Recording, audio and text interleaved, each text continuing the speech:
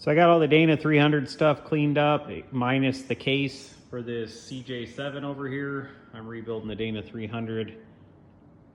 The case I have soaking in some solvent right now. Tomorrow I'll knock the big stuff off and then hit it with a knotted wire wheel on a grinder. I'm also gonna shoot the pan and the yokes tomorrow. You can see I got all the aluminum parts clean. If you've ever rebuilt a Dana 300, this piece is the biggest pain in the dick of all. It's super crusty, like in that hole right there. So I'm gonna get this all clean, the rest of it cleaned up and painted tomorrow and do the assembly on that. I also cleaned up my wheel hubs over here for the flat fender. And I got quite a few things painted. I think I showed that the other day. I got the axle in today. Bought this from Rob at Willys, works in Tucson. Great friend of mine. Has lots of vintage Jeep parts and super knowledgeable. I always try to buy small. Rob's a great guy, great resource for Jeep parts. So check out Willys, works in Tucson. Got the whole axle seal, retainer, inner and outer axle seal. He pressed the bearing on it for me, pressed the wheel hub onto the shaft already for me, so it's ready to go on, and that's a new shaft. The Dana 300's over here soaking, and I'm gonna degrease these shafts in the morning, and then those will be ready for assembly. I'm probably gonna paint the flange, so the axle flange down here I'll paint, tape off where the seal surface is and stuff. And I actually might paint the shaft too, not where the bearing presses on, just because this stuff's old. These have a few pits in them and it just make it last forever. So get that done tomorrow. Tomorrow that stuff will take me most of the day. If I get the transfer case done, I'm gonna do the rear axle, but then Wednesday or Thursday, I think I'm gonna redirect on this Jeep. My tranny buddy that's doing the transmission for me is being kind of difficult to get motivated. So I think for the time I'm allotted, I'm just gonna pull the T90 off the adapter, reseal this, kind of clean this stuff up.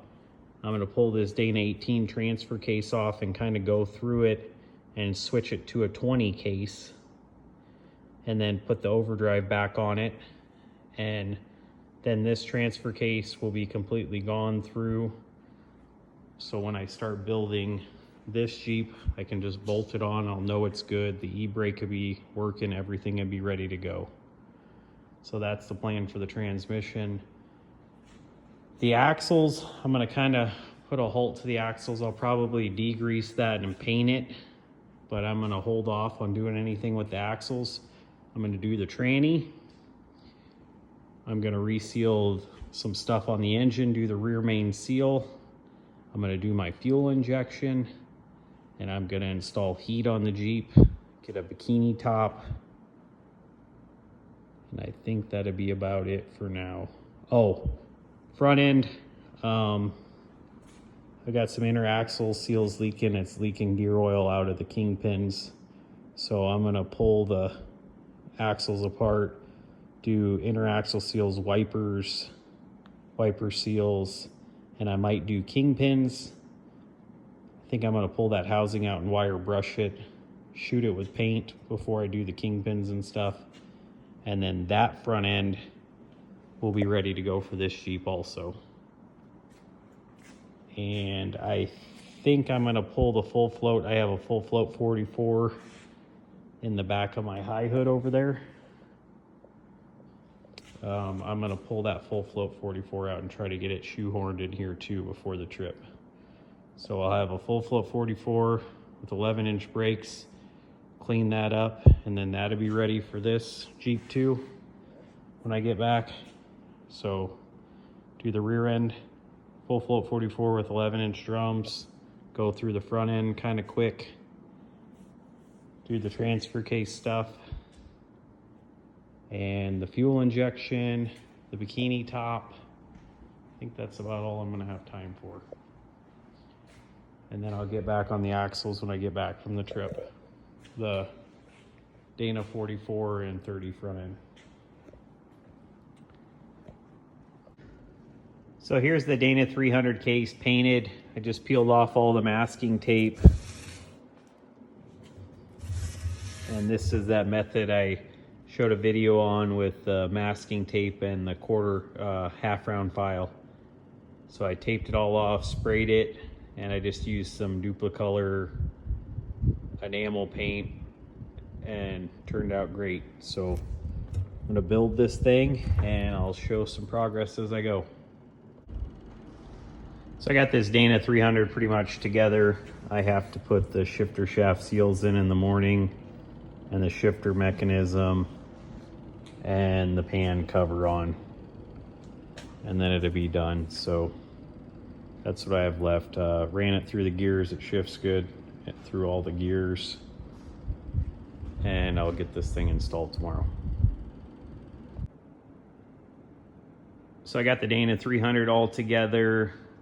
Shifter shaft seals and the pan cover were the last things I had to do. I also put the shifter on. The customer was complaining it was real hard to shift, and I can shift it on the bench with it not bolted into place pretty easily. So if it shifts on the bench pretty easily, when it's bolted in the vehicle, it should shift no problem. I just wanted to go over a couple tools that might seem odd, but are very handy when building gear-driven transfer cases. So you need to build yourself a dummy shaft, and this is to put this pin in. I've got this one siliconed in. I took a piece of 1.25" 281 wall and turned it down. This is just an old piece. It actually was a tie rod that got messed up, but it works pretty good because there's threads. I can hook my finger in there and pull it out real easy. So just a piece of 250 wall, 1.25" tubing. I turned it down like 10 thousandths so it slips out fairly easy. Couple different size tubes. When you put these Dana 300s together, some of the bearings are pressed on shafts when in the case. Yeah, you can do it in a press if you have 3-4 arms, but a lot of times I just put something soft and forgiving behind the gear and tap it on. Most of them are a light press, so you can tap it with a piece of tube, no problem. This block here is super handy. It's just a piece of 2x6 that I ripped down a little bit and wrapped it in plastic and duct tape. I need to make another one of these that's about 1-inch thick board, same size, but this board helps a lot with disassembly and assembly. And then I just used this piece of foam this time, but I need to build another board. But that's it. Turned out great. Happy with it. It looks better than new.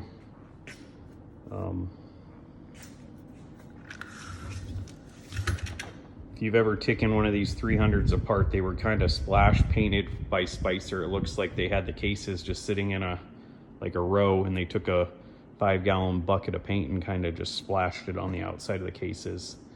So this looks better than new. Should serve the guy for the rest of his life.